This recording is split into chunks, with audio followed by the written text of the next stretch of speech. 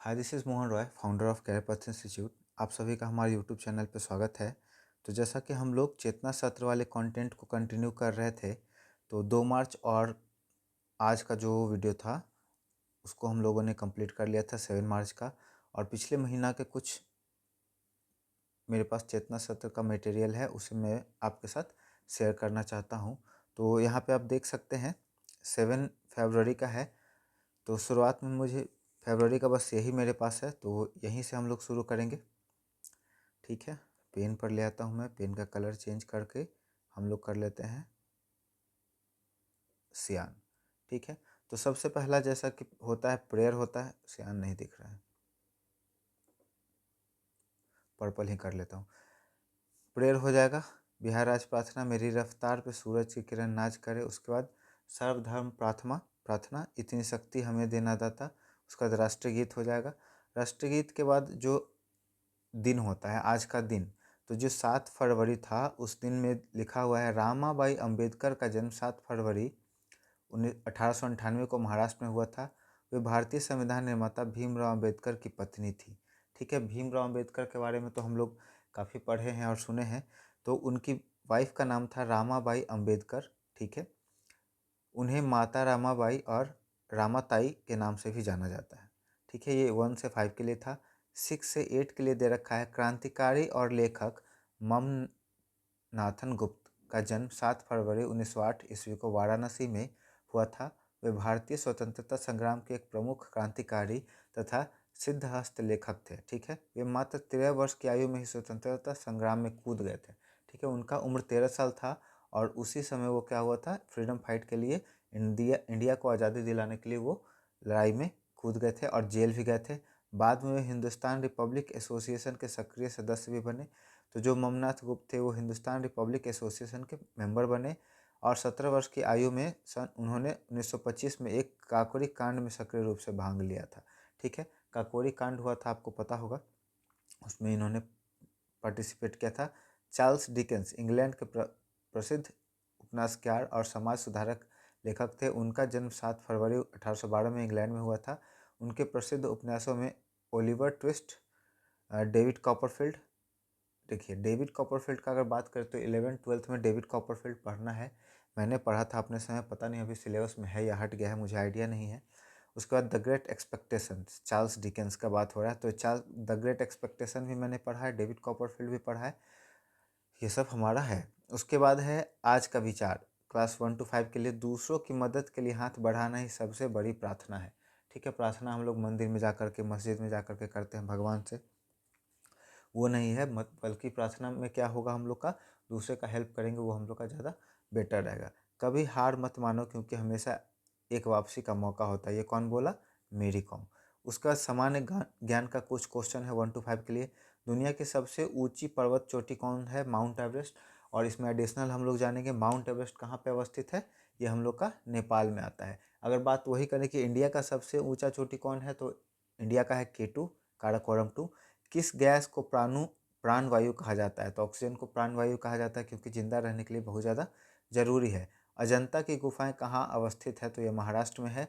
इसमें एक क्वेश्चन आप और आप ऐड कर सकते हैं कि अजंता और एलोरा की गुफाओं में किन भगवान का वहाँ पे मूर्तियाँ हैं? तो भगवान तो काफ़ी सारे हैं, लेकिन वो जो मेन वहाँ पे है वो बौद्ध धर्म के लिए बनाया गया है। थॉमस कप से खेल से संबंधित? तो ये बैडमिंटन से संबंधित है।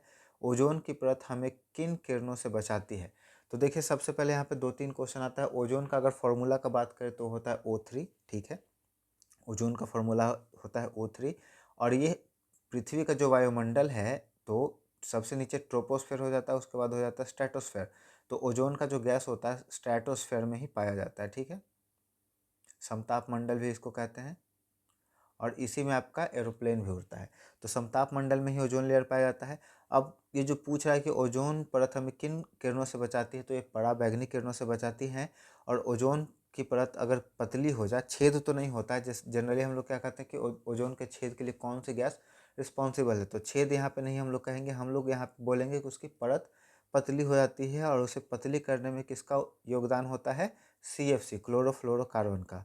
अब यहाँ पे रीजनिंग का कुछ क्वेश्चन है। जिस तरह का संबंध विमान का पायलट से है, मतलब विमान को कौन चलाता है, पायलट। उसी तरह से जहाज को कौन चलाएगा, कप्तान, ठीक है।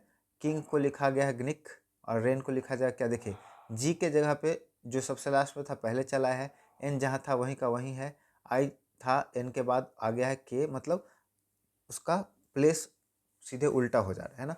उसी तरह से रेन का क्या हो जाएगा, NAIR हो जाएगा, है ना, नायर। उसका जिस तरह से पेन का संबंध स्याही से है, उसी तरह का गाड़ी का संबंध किससे, ईंधन से। पेट्रोल कह सकते हैं, डीजल कह सकते हैं, कुछ भी कह सकते हैं। अब इंग्लिश का कुछ वर्ड है, इन का मतलब होता है अंदर, आउट का मतलब होता है बाहर, नियर का मतलब होता है पास, फार का मतलब है दूर। ये आपका अपोजिट वर्ड हो जाएगा यहाँ पर।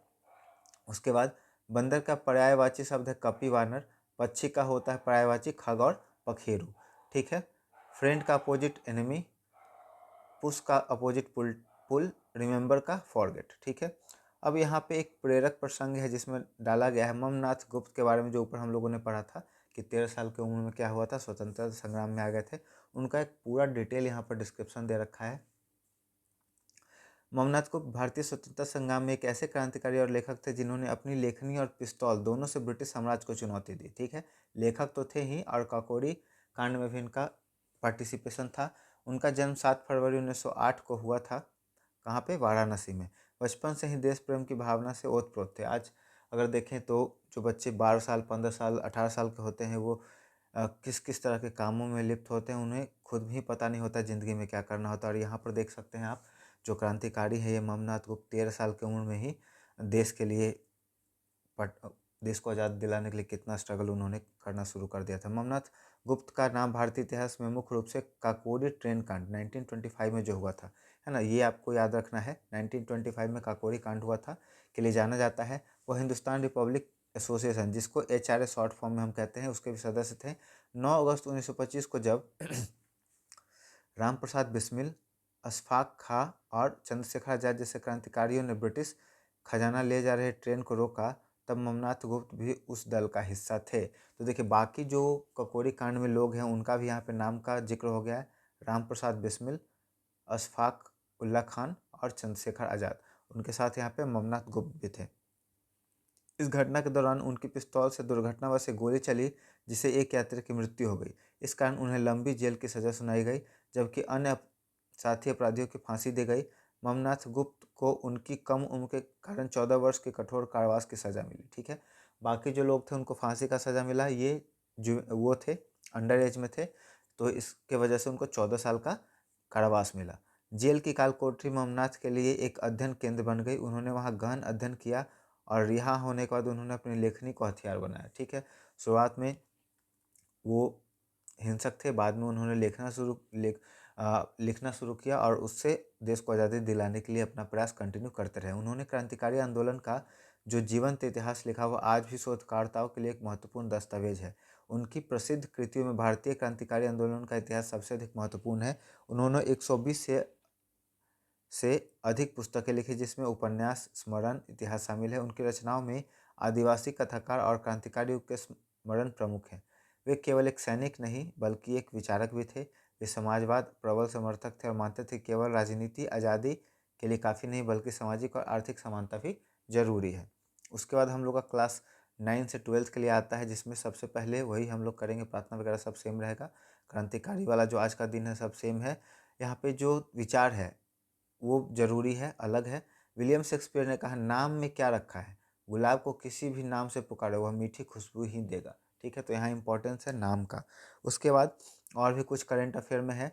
भारत की पहले वंदे भारत स्लीपर ट्रेन किस मार्ग पर शुरू की गई, तो यह हावड़ा से लेकर गुवाहाटी तक शुरू की गई। अटल सेतु किन दो शहरों को जोड़ता है, मुंबई और नवी मुंबई, ठीक है। अटल सेतु याद रखेगा, नया नया भी बना है। गणतंत्र दिवस 2026 की परेड में पहली बार किस विदेशी सैन्य दल ने हिस्सा लिया था, तो फ्रांसीसी सेना ने। उसका बजट में घोषित ग्रीन अमोनिया हब किस राज्य में स्थापित किया जाएगा, आंध्र प्रदेश में, ठीक है। उसके बाद है भारत ने अपना पहला परमाणु परीक्षण कहाँ किया था, पोखरण में किया था। भारत का सबसे पुराना तेल शोधक कारखाना कहाँ है, डिगबोई, असम में। प्रथम बौद्ध संगति का आयोजन कहाँ किया गया था, राजगृह में। विश्व का सबसे गहरा ट्रेंच कहाँ है, मैरियाना ट्रेंच, जो कि पैसिफिक ओशियन में है। किस अनुच्छेद के तहत राष्ट्रपति वित्तीय आपातकाल ला सकता है, 360। तो देखिए, इमरजेंसी का प्रोविजन जो है वो 3 होता है। 352, 356 और 360। एक होता है स्टेट इमरजेंसी, एक होता है नेशनल इमरजेंसी और एक होता है फाइनेंशियल इमरजेंसी। ठीक है, तो वित्तीय आपातकाल का बात करें तो 360 में होगा। और ये वित्तीय आपातकाल आप याद रखिएगा इंडिया में अभी तक कभी भी नहीं आया है। ठीक है, अब यहाँ सॉरी, पीडीएफ का फुल फॉर्म होता है पोर्टेबल डॉक्यूमेंट फॉर्मेट। जेपीजी का फुल फॉर्म होता है joint photographic expert group. PNG का फुल फॉर्म होता है पोर्टेबल नेटवर्क ग्राफिक्स। जीआईएफ का फुल फॉर्म होता है ग्राफिक इंटरचेंज फॉर्मेट। एचटीएमएल का फुल फॉर्म होता है हाइपर टेक्स्ट मार्कअप लैंग्वेज। और एक्सएमएल का फुल फॉर्म होता है एक्सटेंसिबल मार्कअप लैंग्वेज। ठीक है, यहाँ पे कुछ संधि विच्छेद है। नमस्ते का होता है नमः जोतेर, नमः जोते जोड़ते। निश्चल का होता है निह जोर चल। दुष्कर का होता है दुह जोर कर। धनुष्कार का होता है धनु जोर टंकार। यशोधरा का होगा यश जोर धरा। निरोग का होगा निह जोर रोग। ठीक है, अब कुछ बिहार विशेष है। बिहार के किस जिले में प्रति व्यक्ति आय सबसे कम है? तो ये शिवहर हो जाएगा इसका। बिहार में सर्वाधिक पाइराइट का भंडार किस जिले में है? तो रोहतास में हो जाएगा। बिहार का सबसे बड़ा जूट उत्पादक जिला कौन सा है? तो ये पूर्णिया हो जाएगा। ठीक है, बिहार के प्रमुख दलित मुख्यमंत्री, दलित मुख्यमंत्री कौन थे? भोला पासवान शास्त्री। ठीक है, और ये हमारा 7 फरवरी का जो कंटेंट था चेतना सत्र का, ये हम लोग का ख़त्म होता है। अगर ये आपको वीडियो पसंद आया हो तो वीडियो को लाइक कर दे, दोस्तों और परिवार के सदस्यों के बीच में शेयर कर दे, और ऐसे ही वैल्यूएबल और इम्पोर्टेंट कंटेंट के लिए हमारे चैनल के साथ जुड़े रहें। और हमारे चैनल को सपोर्ट करने के लिए बहुत बहुत धन्यवाद।